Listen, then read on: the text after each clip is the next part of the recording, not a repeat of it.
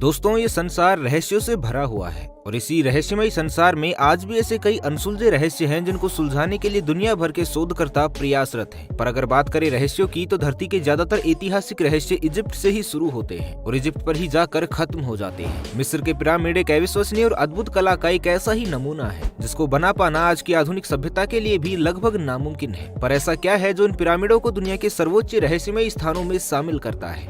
वैसे अगर देखा जाए तो मिस्र के पिरामिडों का इतिहास लगभग 4000 साल पुराना है, जो एक मुख्य कारण है कि ये पिरामिड संपूर्ण विश्व में आकर्षण का एक केंद्र बिंदु है। इनकी अनोखी बनावट को देखकर ही अंदाजा लगाया जा सकता है कि इन्हें बनाने में कारीगरों को कितना श्रम लगा होगा। इसके अलावा आपको ये जानकर और भी अधिक हैरानी होगी कि इन पिरामिडों को किसी मशीन द्वारा नहीं बल्कि कारीगरों के द्वारा ही उनके हाथों से ही बनाया गया था। इस तथ्य को जानने के बाद ज्यादातर लोगों के दो रिएक्शन होते हैं। एक रिएक्शन तो ये होता है कि बेचारों ने कितनी मेहनत करके इतने बड़े पिरामिड को बनाया होगा, और वहीं दूसरा रिएक्शन ये होता है कि आखिर अकेला इंसान बिना किसी टेक्नोलॉजी की मदद से ऐसे इंफ्रास्ट्रक्चर को कैसे बना सकते हैं, क्योंकि ये तो स्वाभाविक सी बात है कि इतने बड़े बड़े पत्थरों और इतनी बड़ी बड़ी डिजाइन को ध्यान में रखकर किसी भी संरचना को यूं आकार देना कोई आम बात नहीं है। लेकिन इस तथ्य से भली भांति परिचित होने के बाद भी अगर किसी ऐसे आर्किटेक्चर को देखे तो ऐसा लगता है कि मिस्र वासियों के पास जरूर कोई न कोई टेक्नोलॉजी तो रही हो जिसका उन्होंने अपने इतिहास में कभी वर्णन ही नहीं किया। इस काल्पनिक तथ्य को जन्म देने का एक और कारण ये भी है कि इन पिरामिडों में लगे पत्थरों का वजन हमारे और आपके अंदाजे से कहीं ज्यादा है। तो आखिर इतना असंभव और अकल्पनीय कार्य संभव कैसे हो पाया? इसके लिए हमें शुरू से जानना होगा कि आखिर इस पिरामिड का निर्माण कैसे हुआ। तो चलिए इस कहानी को शुरू से शुरू करते हैं। तो आज से तकरीबन 4000 साल पहले राजा द्वारा पिरामिड के निर्माण का फरमान निकालने के तुरंत बाद जमीन और कारीगरों जैसी अन्य व्यवस्थाओं के इंतजामात शुरू किए गए। उस समय जमीन ढूंढना तो कोई बड़ी बात नहीं थी, क्योंकि रेतीले रेगिस्तान में तो खाली जमीन का अंबार पड़ा रहता है। लेकिन जनसंख्या सीमित होने के कारण मजदूरों को ढूंढना इन सबके बीच सबसे कठिन काम था। जैसे तैसे कई महीनों तक जनता और अलग अलग व्यापारियों से मजदूरों का भी इंतजाम किया गया और तब जाकर अंततः इस ऐतिहासिक योजना का शुभारंभ किया गया। पिरामिड के निर्माण कार्य को शुरू करने के लिए सबसे पहले कारीगरों ने 6 हेक्टेयर पथरीली जमीन को बराबर किया, क्योंकि एक सपाट जमीन पर ही कोई स्ट्रक्चर अच्छे से जम सकता है। कई दिनों की मेहनत के बाद जब जमीन अच्छे से सपाट हो गई तो फिर उसमें प्रयोग होने वाले पत्थरों को लाने का काम शुरू किया गया। आपकी जानकारी के लिए बता दें कि इसमें लगे हर एक छोटे बड़े पत्थर का वजन लगभग 12 से लेकर 70 टन था और इन सब के अलावा इन पत्थरों को 210 मीटर की ऊंचाई पर जोड़ा गया था। अंदाजे के लिए बताएं तो ये ऊंचाई लगभग 3 कुतुब मीनार के बराबर है। अब जरा सोचिए कि कैसे इन पत्थरों को इतनी ऊंचाई पर चढ़ाया गया होगा, क्योंकि आज के समय में मशीनों की सहायता से भी इस तरह के काम को अंजाम देना एक आज से भी 4000 साल पुरानी है। तो अब इंजीनियर्स को ये समझ नहीं आता कि उस समय आखिर ऐसी कौन सी तकनीक रही होगी जो ऐसा संभव हो पाया है। आप में से कई लोग इस तर्क का खंडन ऐसे भी कर सकते हैं कि किसी एक पत्थर को कुछ मीटर ऊपर पहुंचाना पुराने जमाने के लोगों के लिए वैसे भी कोई बड़ी बात नहीं होनी चाहिए,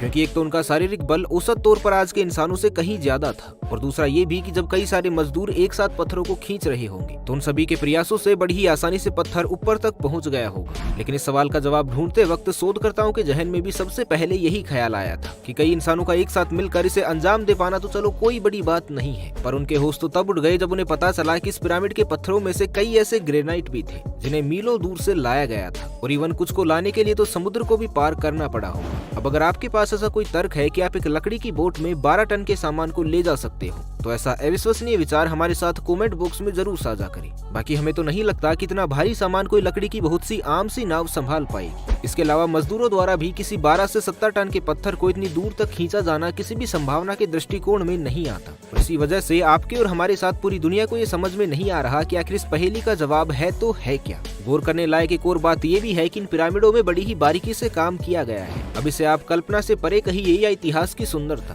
पर इन पिरामिडों पर जो चित्रकारी बनाई गई है उसे देखकर तो देखने वालों की आंखें खुली की खुली रह जाती है। पिरामिड की बाहरी खूबसूरती के साथ साथ उसके अंदर की भी बनावट बेहतरीन है। इसके अंदर कुल मिलाकर 3 चैम्बर हैं और इन तीनों चैम्बरों को ठोस पत्थरों से काट काट कर बनाया गया है। इसी पिरामिड के बीच में एक गैलरी भी बनाई गई है जिसे ग्रांड गैलरी भी कहा जाता है। ये गैलरी आकार में जहाँ 300 फीट लंबी तो वहीं 300 फीट चौड़ी भी है। बात करें अगर सारे इंफ्रास्ट्रक्चर की, तो इन पिरामिडों को बनाने में लगभग 23 लाख से भी ज्यादा पत्थरों का प्रयोग किया गया था। दूर से देखने में तो ये सभी पत्थर बराबर और सुडौल से दिखते हैं, लेकिन वास्तव में ये सभी पत्थर उसी तरह बेडोल आकार के थे जैसा कि हम सभी ने बड़े बड़े पहाड़ों की चट्टानों में देखा है। ये तो कारीगरों का काबिले तारीफ काम है जो बिना किसी मशीनी सहायता के इन पत्थरों को इतनी खूबसूरती से तराशा गया है। जरा सोच कर देखिए कि पहले तो उन पत्थरों को इतनी दूर से अथक परिश्रमों के साथ निर्माण स्थल तक लेकर आया गया और उसके बाद इन्हीं पत्थरों को अच्छे से सेट करना, उनको सही शेप देना और उनमें नक्काशी बनाना, ये सभी काम सिर्फ इंसानों द्वारा ही किए गए हैं, जो अपने आप में एक बहुत बड़ा प्रमाण देता है कि हम इंसानों की वास्तविकता में आखिर कितनी काबिलियत है। वैसे देखा जाए तो आज के समय में भी बहुत सी ऐसी नायाब इमारतें हैं जो अपने अद्भुत सौंदर्य से सभी को आकर्षित करती हैं। लेकिन इस अटल सत्य को भी कोई नहीं बदल सकता है कि उन बिल्डिंग्स को बनाने में टेक्नोलॉजी की सहायता ली जाती है। यहाँ तक कि हम भारतीयों ने भी 17वीं शताब्दी में इस तरह की कला के क्षेत्र में आगे बढ़ना शुरू किया था। लेकिन इस मामले में तो मिस्रवासी हमसे भी कई कदम आगे थे। परंतु सबसे अहम बात तो ये है कि पिरामिड अद्भुत सौंदर्य के साथ साथ अटूट और बेजोड़ भी है। और इसका अंदाजा इस बात से लगाया जा सकता है कि जब 12वीं सदी में मिस्र के सुल्तान और गुर्दिश के शासक अल अजीज ने गीजा के पिरामिड को गिराने के लिए अपने हजारों सैनिकों की सेना लगा दी थी, तो वो सभी सैनिक रात दिन इसे तबाह करने की कोशिश में लगे रहे थे। लेकिन दाद देनी पड़ेगी इसकी मजबूती की कि हजारों सैनिकों के प्रयास के बावजूद भी वो सब सिर्फ इसे मामूली सा ही नुकसान पहुंचा पाए, जिस वजह से दोनों ही शहंशाहों का अहंकार भी चकनाचूर हो गया और अंत में इन दोनों राजाओं का पिरामिड को नेस्तनाबूद करने का ख्वाब एक ख्वाब बनकर ही रह गया। लेकिन इस घटनाक्रम में एक बुरी बात ये हुई कि उन्होंने पिरामिड को एक ऐसा दाग दे दिया जो उसकी खूबसूरती को आज भी थोड़ा कम जरूर कर रहा है। शोधकर्ताओं की माने तो पिरामिड का काम लगभग 23 साल में पूरा हो गया था और अगर हम पूरा हिसाब लगाते हैं तो इसे बनाने में लगभग 23 लाख से भी ज्यादा छोटे बड़े पत्थरों का प्रयोग हुआ था। अब सुनने में ये समय आपको भले ही अच्छा खासा लग रहा होगा, लेकिन अगर आपको मैथ की एक बेसिक कैलकुलेशन के हिसाब से बताएं तो उस समय के कारीगरों को बिना किसी मशीन के एक पत्थर को रखने के लिए औसतन मोटा मोटा 5 मिनट का वक्त लगा होगा। और ये भी तब है जब अगर उन्होंने 365 दिन लगातार 1 मिनट का भी आराम नहीं किया हो तो। अब इतना तो हम सभी जानते हैं कि 5 मिनट में तो मैगी भी अच्छे से नहीं बनती है और यहाँ पर तो एक आम कारीगर पूरा का पूरा एक पत्थर ही लगा रहे थे,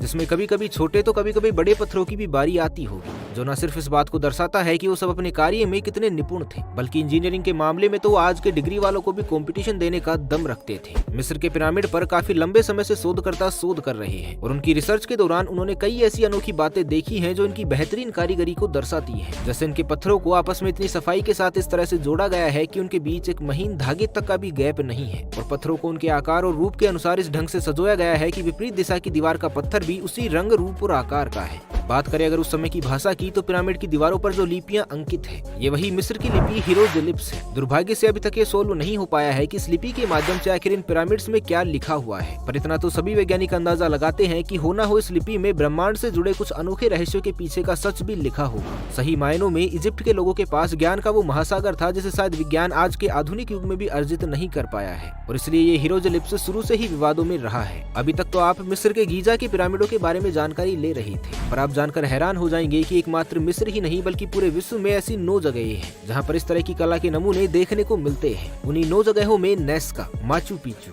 कुस्को और इंका आइलैंड जैसे शहरों के नाम भी शामिल हैं। इन जगहों पर भी ठीक उसी तरह की दीवारें और पत्थर पाए गए हैं जैसी दीवारों का प्रयोग मिस्र के पिरामिडों के लिए किया गया है। रिसर्चर्स ने अपनी रिसर्च के दौरान ये नतीजा भी निकाला है कि ये सारी जगह पृथ्वी पर ठीक एक ही रेखा पर आती है। इन सभी जगहों को एक नक्शे में देखने पर एक सर्कल की तरह दिखाई पड़ती है और सर्कल भी ऐसा कि जहाँ से शुरू हुआ वहीं पर खत्म होता है। ये कैसा इत्तेफाक है ये तो हमारी समझ से परे है, पर ऐसे कई वैज्ञानिक है जो सालों से एलियन लाइफ और बाहरी जीवन को स्टडी कर रहे हैं। उनका ये मानना है कि इस तरह का स्ट्रक्चर स्पेस में काफी ऐसी जगहों पर देखने को मिलता है जहाँ पर एलियन लाइफ होने की संभावनाएं जताई जाती है। यहाँ पर पुख्ता तौर से हम खुद भी कुछ इसलिए नहीं कह सकते क्योंकि उन जगहों पर भी सिर्फ संभावनाएं ही जताई जाती हैं कि वहाँ पर किसी तरह की एलियन लाइफ मौजूद हो, जिस कारण हम तो क्या वैज्ञानिक भी पूरी तरह से श्योर नहीं है कि इसका ताल्लुकात किसी एलियन सभ्यता से है या नहीं। पर एक बात तो तय है कि हम अभी तक उन चीजों को नहीं सीख पाए हैं जो मिस्रवासी आज से लगभग 4000 साल पहले ही जानते भी थे और करते भी थे। लेकिन सवाल ये है कि आखिर कैसे अचानक से एक सभ्यता यूं ही प्रकट हो गई और उसके पास इतना सारा ज्ञान आ गया कि वो आज के आधुनिक युग को भी चुनौती देती है। और इससे भी बड़ा रहस्य ये है कि जिस सभ्यता के पास इतना बड़ा ज्ञान का सागर था उसके साथ फिर अचानक से ऐसा क्या हो गया कि एक पल में हमेशा हमेशा के लिए उसका नामो निशान मिट गया। क्या अभी भी कोई ऐसी कड़ी है जो हमारी आंखों के ठीक सामने है पर फिर भी हमसे छूट रही है? या हमारे संसार को लेकर अभी ऐसा बहुत कुछ है जो हमारी सोच से भी परे है? अगर इसके बारे में ठीक तरह से सोचने लगे तो कभी कभी दिल में ये ख्याल आता है कि हम लोग अभी भी दुनिया में कितने पीछे हैं और अभी भी ऐसे ना जाने कितने राज हैं जिनकी हमें खबर तक भी नहीं है। तो दोस्तों आज के लिए बस इतना ही,